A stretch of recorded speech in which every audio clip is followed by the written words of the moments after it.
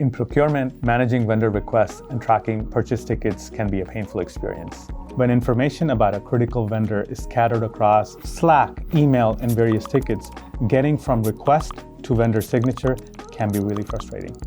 I'm Vinod Katepally, Director of Procurement at Docusign.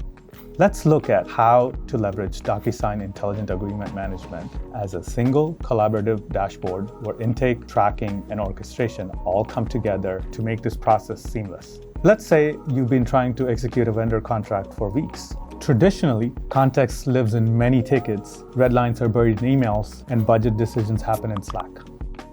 When I run that same request through Docusign IAM, the experience looks completely different. With IAM, the same vendor request appears on a single dashboard for the requester, the procurement team, and any other approvers. All the key topics can be found in a single pane. Intake information is captured once, organized automatically, and standard triage is handled for me.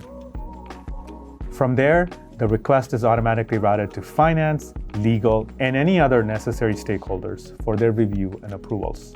Every comment, decision, and document is now stored and accessible in a single pane. Status is transparent, vendor requests move swiftly, and all stakeholders have visibility.